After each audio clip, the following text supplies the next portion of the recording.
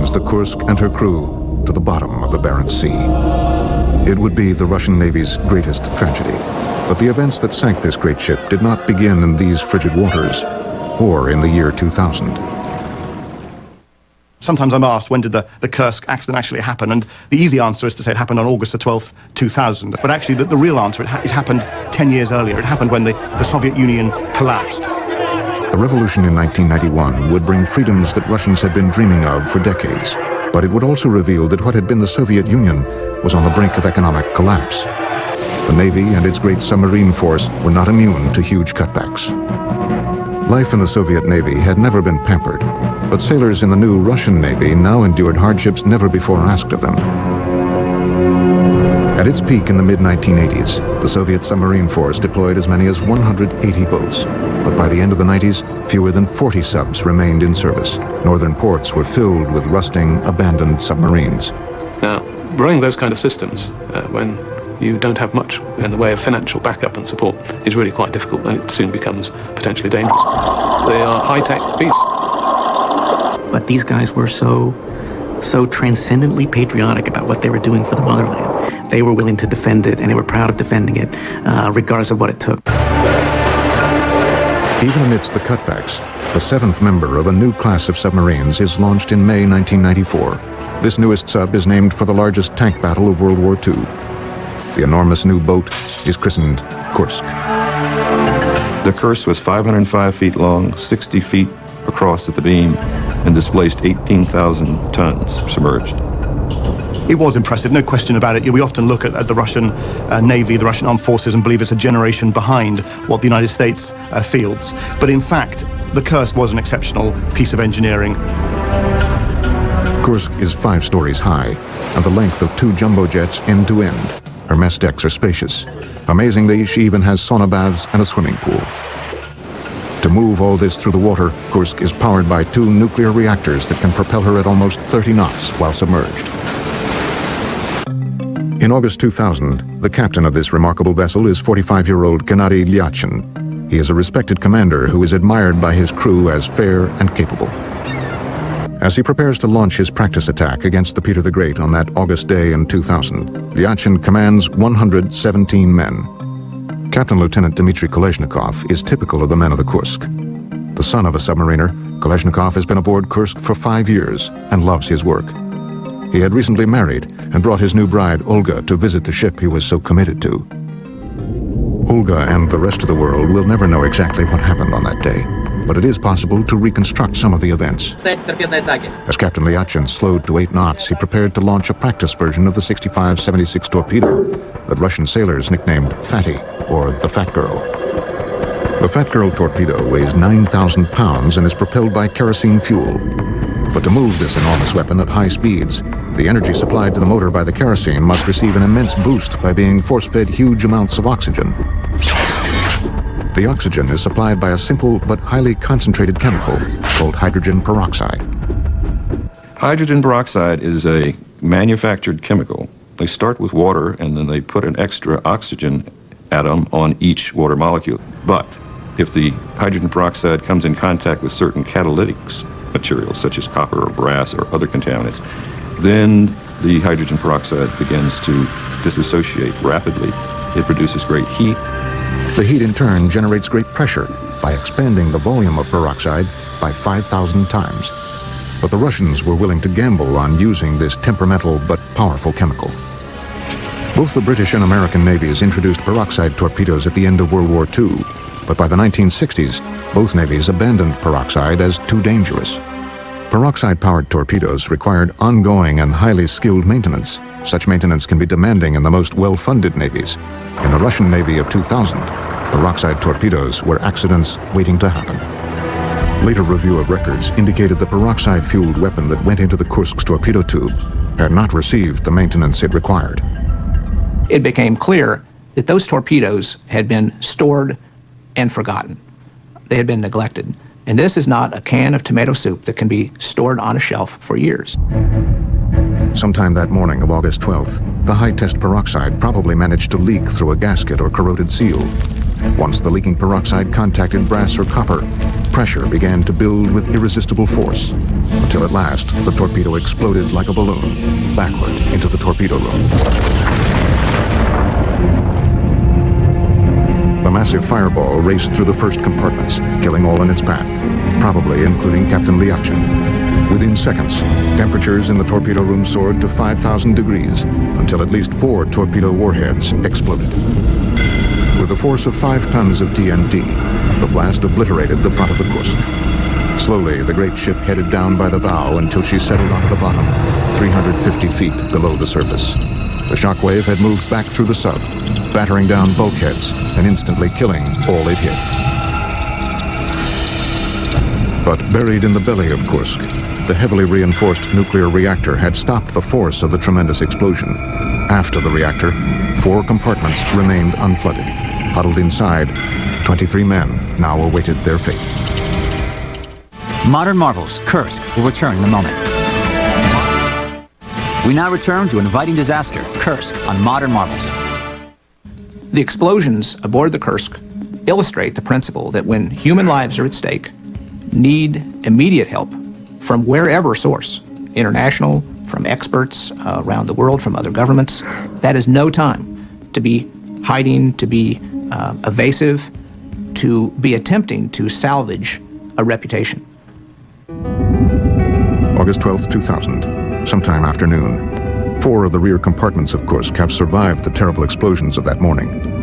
In the red glow of emergency lighting, survivors help each other toward the last compartment, where the air will soon become a stale atmosphere, rapidly filling with carbon dioxide. They are alive, but the cramped space in which they now huddle is miserable. It's extremely cold, it's extremely dark, they're very frightened, and they've probably got the feeling in the back of their mind that no one knows that it's happened to them. Like all modern subs, Kursk was equipped with 2 escape hatches. One has survived the blast. It is theoretically possible that the men can put on breathing masks and float to the surface. But if no one picks them up immediately, they will die of hypothermia. There is another problem. Their small compartment is leaking. The pressure of 350 feet of depth is forcing water into the sub. The worst is in the 9th compartment, which is the last in the submarine. It is here that the propulsion shafts go through the hull to the propellers. With no forward movement, the pressure has water shooting in around the shafts. But it isn't drowning that threatens the men. The problem wouldn't have been the water coming into the submarine. It's the fact that the water would cause the pressure to rise. As water fills the compartment, the remaining air surrounding the men would be compressed into higher and higher pressure. In any escape attempt, nitrogen forced into the crew's blood by the pressure would turn to bubbles as they ascended, twisting joints and making breathing impossible. Faced with frigid water and possibly dying of the bends, the men in compartment 9 make a choice. They decided that since they knew that the Northern Fleet had a submarine rescue capabilities, they would wait for rescue. And who's to blame them? Captain Lieutenant Dmitry Kolesnikov has taken it upon himself to assume command of the survivors. After the decision is made to stay in the Kursk, he manages to find paper and writes to his wife. Olga, I love you. Please, don't be too upset. It's 1316. All the crew from sections 6, 7, and 8 have moved to section 9. There are 23 of us here. We have made this decision because none of us can escape. The problem with the survivors' decision to stay is that no one on the surface is taking any action to come to their aid. On board his flagship Peter the Great, the commander of the Northern Fleet, Admiral Vyacheslav Popov, is aware Kursk is overdue to check in.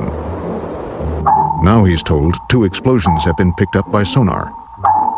As an ex-submariner, Popov knows something terrible has happened to Kursk. He also knows that as the fleet commander, he would take a great deal of the blame. In the tradition of the Russian military, his immediate reaction on this day is to do nothing. Many people say that one of the greatest weaknesses of the Russian Northern Fleet, in fact of the Russian armed forces, is the flow of information. Very few people have an incentive to pass bad news up the chain of command. Popov finally notifies the High Command, but it is not until 12 hours after the sinking that an emergency is declared. The Northern Fleet has rescue submersibles in nearby ports, whose mission it is to rescue stranded submariners by diving down and locking onto the escape hatch of the stricken sub. One of these submersibles, the Priz, is finally loaded aboard a support vessel and put to sea. But Russian rescue vessels have also been the victims of Russian budget cuts. Sunday, August 13th, 5:20 p.m. Nearly 30 hours after the Kursk went to the bottom, the Priz at last dives to attempt a rescue. The submersible relies on very crude thrusters to position her over the Kursk. Even worse, her batteries are hopelessly outdated and will allow only a short time to attempt the rescue. In spite of the limitations, the crew of the Priz come close to locking on to the Kursk. But their attempts fail, and they are forced to return to the surface to recharge batteries. It is sadly apparent that the little Russian sub is not equipped to bring the men of Kursk back to the surface. They were well manned by very professional, very proud, in fact, very courageous men, but they couldn't fight the inadequate engineering, the inadequate repair work, the inadequate maintenance that hadn't been done for many, many years. But alternatives to the obsolete Priz are available and standing by. Intelligence sectors of the British and American navies know full well that a Russian submarine has been lost, and both navies maintain excellent submarine rescue vessels ready to travel anywhere in the world at a moment's notice. The Russians know this, but they refuse to ask for help. For over 40 years, the British and American navies had been Russia's opponents in the game of the Cold War. To rush to ask Western navies for help now is more than the pride of Russian admirals can accept.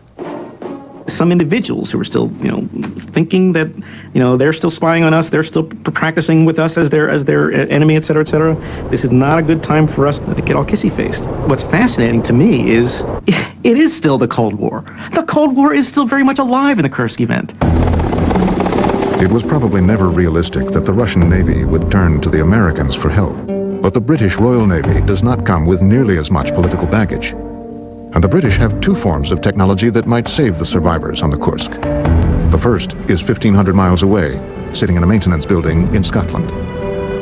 This is LR5. She weighs about 21.5 tons, and she can carry 16 rescuees. She has a crew of 3, and she's developed to go to depths of up to 400 meters. The LR5 submersible is similar to the Russian Priz, but possesses much more advanced technology.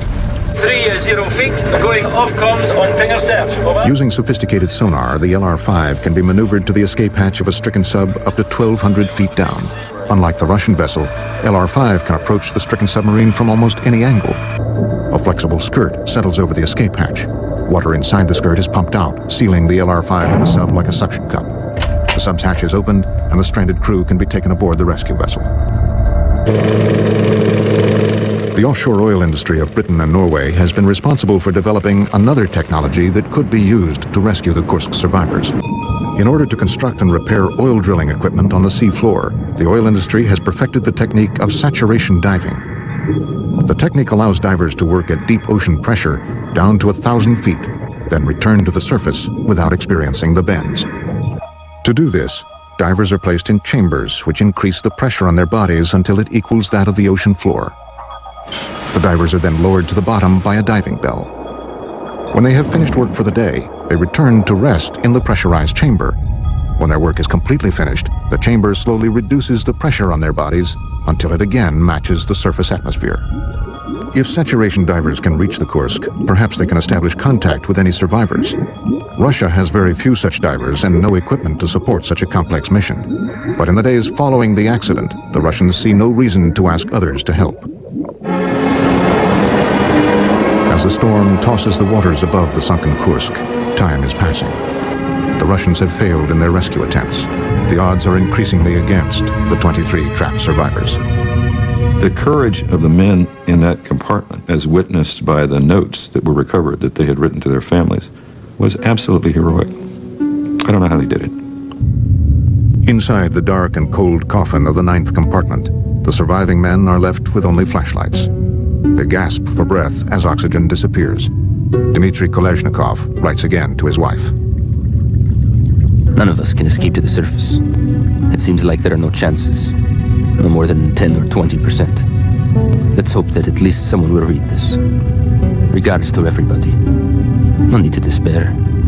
Kolesnikov. Your heart goes out to those guys. The Soviet Navy's first nuclear submarine was the K-3, the Leninsky Komsomol. It crossed the North Pole in 1962. Modern Marvels will return in a moment. We now return to inviting disaster, Kursk, on Modern Marvels. The Kursk disaster is only one in a long line of cases of misuse and under-respect of explosive materials.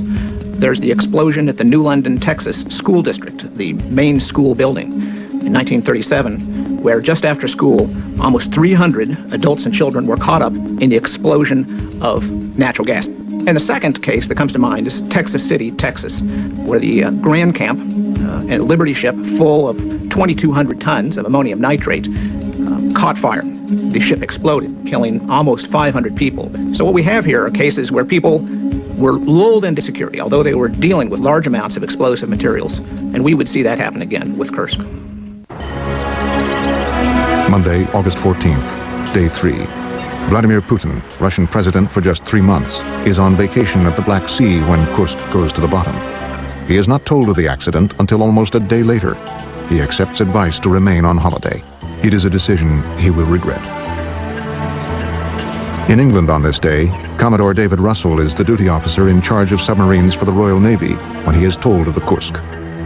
I think the first reaction as a submariner that I had that there was something wrong with another submarine was that really it's the same reaction that anyone who goes to sea has with any disaster at sea, is that you really want to help if you can. I think that's particularly acute in the case of submariners. You know what it's going to be like on board, and you know that time is of the essence. We don't need any orders in situations like that. We make up our minds and we get on with it. Without orders or authorization, and still unrequested by Russia, Russell begins to set wheels in motion to come to the aid of possible survivors. He loads the LR-5 aboard a huge Antonov cargo jet, which will carry the rescue submersible to Norway. There, it will rendezvous with the mothership, the Normand Pioneer.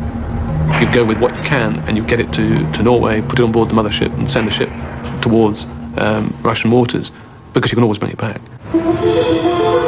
By noon on Monday, the British Embassy in Moscow officially offers help with the rescue. American officials will soon do the same. But in Russia, military leaders are still pretending that all is under control. Rumors are flying everywhere about the loss of the Kursk. Instead of addressing the rumors with directness and honesty, the Russian military resorts to the deceptions of the past. The Kursk is described as having simply a malfunction. Admiral Popov offers the preposterous claim that communications have been established with the crew and that water and oxygen are being supplied. It is poignant to think that as they were dying, there in the 9th compartment, their families ashore were being comprehensively lied to by the admirals that those 23 men were serving. As hours turn to days, media pressure at home and internationally begins to build for President Putin to intervene in Kursk operations. It is no longer the dark Soviet days of restricted press. Now reporters want to know why Putin is still on holiday and why the names of those aboard Kursk have yet to be released. He'd only been in power, remember, 100 days at this point. He didn't understand that he had to be seen to be helping, that he couldn't just delegate this to submarine rescue professionals up there on the Kola Peninsula, that he had to get personally involved. Finally, the Russian president begins to grasp the potential political consequences of the unraveling story of Kursk. After a call from President Bill Clinton urging him to act, Putin orders his admirals to accept Western aid in the rescue. One of the first things requested are divers to go down to the Kursk to see if they can get any response from inside the vessel. The call for help goes to Stolt, a Norwegian and British underwater construction company for the oil industry. One of the first calls they make is to diver Tony Scott. But then when the phone call came from Stolt Offshore, they were a bit cagey. They just had a deep diving job in North Norway, so I knew what it was because, I was expecting something, and just sort of jumped at the opportunity. Tony Scott and the other saturation divers will meet the dive ship Seaway Eagle in Tromsø, Norway, where it will be rigged for the mission. In less than 12 hours, the Eagle heads north. She is followed by the Normand Pioneer carrying the LR-5 rescue sub. Commodore David Russell will be overall coordinating officer for the Royal Navy. What he needs now are technical answers. And we need technical information because this is a complex operation. You need to know what the situation is actually on site. But Russian authorities are not quick to provide such information. It is clear that they are stalling. The British rescue team heads toward the Kursk, knowing little more than what has appeared in the press. As the British ships steam north at full speed, Russia's Deputy Prime Minister, Ilya Klebanov, meets with the families and attempts to dodge responsibility for the accident. Without any evidence, he claims the Kursk was sunk by an American submarine. Nadezhda Tilik has a son aboard Kursk. At last, her fear and frustration with such lies move her to interrupt the Deputy Prime Minister and shout what so many families are feeling.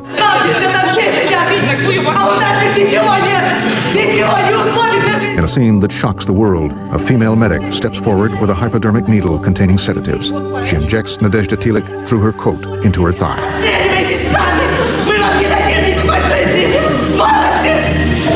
Tilik sinks into her chair as the sedative takes effect. Russia is changing, but some of the old ways of dealing with dissent still remain. Saturday, August 19th, 11:30 a.m. The Normand Pioneer arrives at the site of the accident. Hopes are high. The Kursk is a huge ship. A sealed compartment would hold a large quantity of air, perhaps enough that men could still be alive. But the English and Norwegian rescue team is greeted with a shock when Russian admirals arrive for a meeting. Russian Search and Rescue Commander Admiral Gennady Verich amazingly tells Commodore Russell that the LR-5 will have to stay miles away from the Kursk. The rescue team begins to wonder why they've come. I think the problem was we rapidly began to get the feeling that actually Admiral Verich's agenda was one of, they're probably dead already, we just need to bring this to a quick close by finding that out. We know as submariners what it would be like to be in that position. You really wouldn't like someone giving up after 4 or 5 days merely because that's what the book said. You'd want them to continue until there was absolutely no chance. The British and Norwegian team, the best hope for rescue, is at last on the scene. But it appears they will not be allowed to give the men of Kursk that one last chance for survival. The U.S. Navy's first use of a rescue craft occurred after the sinking of the Squalus in 1939. Modern marvels will return in a moment. We now return to an inviting disaster, Kursk, on Modern Marvels. One way to think of it is that so much effort goes into developing these machines, and it seems to suck up the money and the time and the expertise, leaving the tail end for working out the kinks, for writing the manuals, for working through the procedures. What if X happens? What are the people on the scene supposed to do? Sunday, August 20th, 10 a.m., the 9th day. After traveling over 1,500 miles, the LR-5 and its crew are now forced to sit helplessly miles from the Kursk. Russian Admiral Gennady Verich won't admit it, but he has never wanted foreigners involved in the Kursk tragedy. He just wants to get the situation resolved, good or bad, but without foreigners. Dead guys equals not so great, but dead guys with foreigners equals, sort of a political living hell. But the Russians do finally authorize the divers from Seaway Eagle to go down to Kursk. Tony Scott and the other Norwegian and British divers have been in the compression chamber for hours preparing for the descent. Now they enter the diving bell and head for the bottom. I think everybody was sort of thinking that it wasn't 100% likely that there was going to be any survivors, but there was just that chance. Scott leaves the diving bell and enters the cold, pitch-dark world of the ocean floor. To maintain body heat at this depth, hot water is constantly pumped into his suit. There's a very big, prominent white painted ring around the hatch, and that came into view. You know, I had imagined it to be a rounded shape, and you might have to cling onto it and tie yourself off, but you're just flat. It's just like standing on top of a building or something. After a few minutes, dive supervisors above pass the word. It is time to send a signal to anyone who might still be alive inside the Kursk. Scott will tap a prearranged code on the side of the hull. There's no doubt it would be heard inside. And what we were desperately hoping to hear was a return tap. Every person on the Eagle was awake, the whole ship was holding its breath and hoping for the best.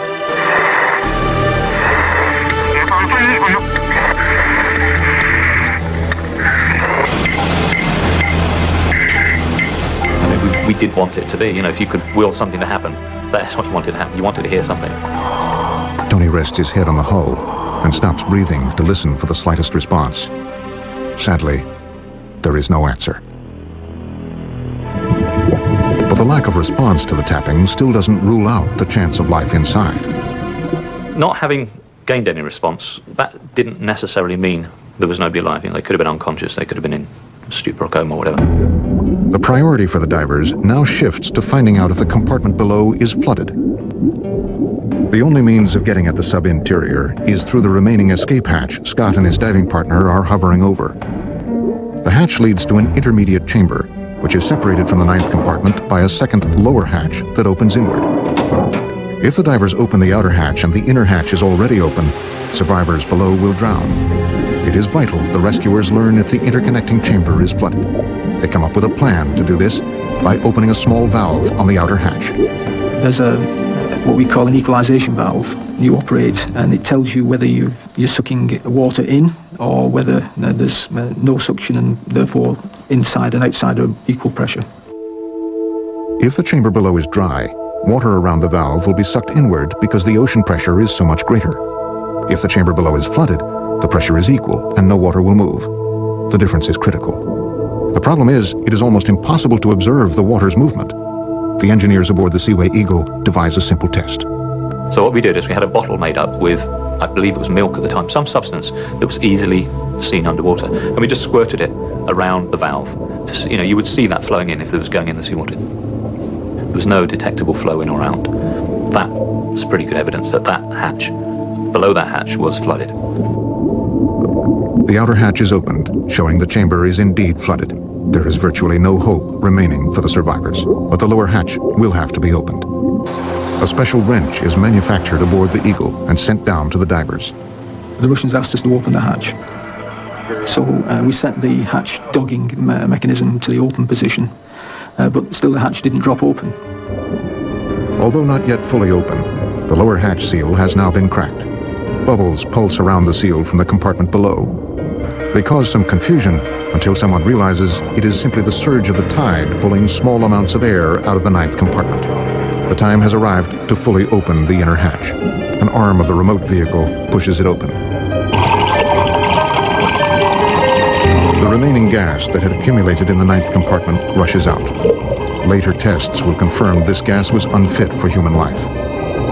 As the bubbles stream upward, then burst and disappear, so too do the remaining hopes for the men of Kursk. It was a remarkable display of commitment by the Norwegian and the British rescuers who went to the scene that August 2000. They didn't give a damn about the politics in the Ministry of Defense. They didn't give a damn about the Russian admirals. They were genuinely motivated by a desire to save human life.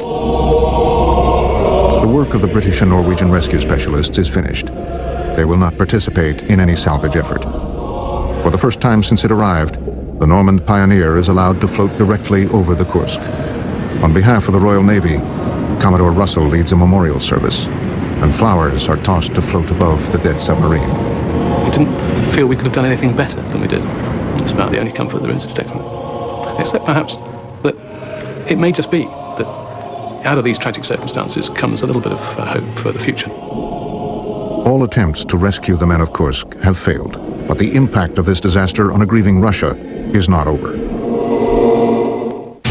Energetic, oxygen-containing chemicals have been implicated in non-submarine accidents also, including the crash of ValueJet Flight 592 in 1996. Modern Marvels will return in a moment. We now return to an inviting disaster, Kursk, on Modern Marvels. We tend to relate most to people like ourselves who are bystanders, who are accidentally caught up in these events. But so often, it's the workers that really pay the price for what I regard as carelessness at the top. That the management does not have the proper attitude of the healthy fear. August 22nd, 2000. 2 days after all hope is given up for the men of Kursk, Russian President Vladimir Putin at last arrives in Vidyayevo, the home port of the sub, to meet with the families of the dead crew. He pledges that Kursk will be raised and the bodies of their loved ones retrieved. Although Putin's pledge is well received by the grieving families, accomplishing the feat will be an enormous technological challenge. 2 Dutch companies are contracted to take on the immense job of retrieving the great sub. Work begins 11 months after the accident. The forward section of Kursk, which had sustained massive damage from the explosions, will be cut off and left behind. A diamond-studded chain acts like an immense hacksaw as it slices through the double hull of high-strength steel. Working in the tremendous tangle of debris and cutting into unknown spaces is very dangerous. My personal thoughts are cutting into any space is hazardous because you're going to build up hydrogen and oxygen in a concentration that is very explosive. And there have been divers killed by explosions by cutting into things due to the build-up of the gases. Once the bow of Kursk has been cut off, a huge barge, appropriately named Giant, is towed from Holland and positioned over the sub. Giant is equipped with 26 heavy cables, each capable of lifting 900 tons. Divers begin cutting holes into the side of Kursk with powerful jets of abrasive sand. After weeks of work, Each of the cables on the barge is attached to the holes. On October 8, 2001, 14 months after the accident, mammoth jacks on board the Giant at last begin to lift the Kursk and the remains of the sailors who rest within her. Even without her bow, Kursk weighs 9,600 tons. Never before has anything this heavy been lifted from the bottom of the sea. It takes 15 hours to raise the hulk into position below the Giant. Ocean-going tugs then begin to tow the barge and its grim cargo to a waiting dry dock in Murmansk. As Kursk leaves the scene of its death, divers place a marble tombstone on the floor of the sea.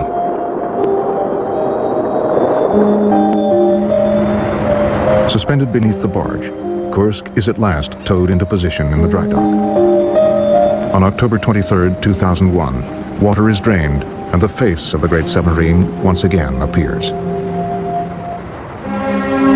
In the weeks that follow, bodies are removed and investigators pore over every part of the sub. Just 3 of the 118 crewmen are left unidentified. Autopsies of the dead sailors reveal the 23 survivors in the 9th compartment at last met their end in a second disaster. The final event that killed those sailors was a fire, an intense fire, caused by their chemical canisters that generated oxygen meeting an oily film on the water that was rising in that compartment. Each compartment of Kursk was equipped with canisters holding potassium superoxide. The chemical was used to scrub the air of carbon dioxide and replace oxygen. Unfortunately, if potassium superoxide touches water, it reacts violently, releasing great heat. At some time, one of the struggling survivors probably dropped one of these canisters. Its heat and high oxygen content would have turned the oily water into a blowtorch. Those who didn't die in the fire suffocated when the last of the oxygen was consumed by the flames. It now appears certain that all were dead well before the British and Norwegians received the call to come to their aid. The investigative board at last confirms leaking peroxide in the Fat Girl torpedo as the cause of the explosions which killed Kursk, but that answer does not go far enough. The men of Kursk gave their lives because of Russia's ongoing but unrealistic commitment to a level of military technology it could no longer afford. Not only the technology of their torpedoes, but that of their rescue vessels had been allowed to fail by a system that deluded itself into thinking it was still a superpower. The tragedy of Kursk reminds the world that arrogance and pride can be killers when mixed with high technology. I believe that history is going to view it as the last dramatic event of the Cold War. Those guys died for the Cold War. We've thought of that Cold War as one in which there was very little bloodshed. Well, there's 118 guys and a lot of wrecked families that can testify otherwise. Vladimir Putin survived the criticism of his slow response to the Kursk tragedy, but he had tasted the public's anger as had no Russian leader since the Tsar. Now, Putin demands reform. Leaders who had put their careers and self-interest in the way of prompt reporting and rescue are called to account. Rear Admiral Verich, who had refused to allow LR-5 to even enter the water, was fired. Admiral Popov, who had resisted taking action as men died, was relieved of command. Ilya Klebanov, the deputy premier who had steadfastly insisted Kursk had been sunk by an American submarine, was fired. But Nadezhda Tilek, who had screamed in rage at Klebanov, became a hero to all who dream of being able to criticize their government without fear. The story of failure in Russia's once proud submarine fleet unfortunately continues. On August 30th, 2003, the sub K-159 sank as it was being towed to a scrapyard. 9 men died in a tragedy described as needless. This time, President Putin responded immediately to the news of the sinking and launched another investigation. But Russian sailors had once again paid with their lives for the inept decision-making of their commanders. As the months passed, Russians paused to bury and grieve for the men who died aboard Kursk.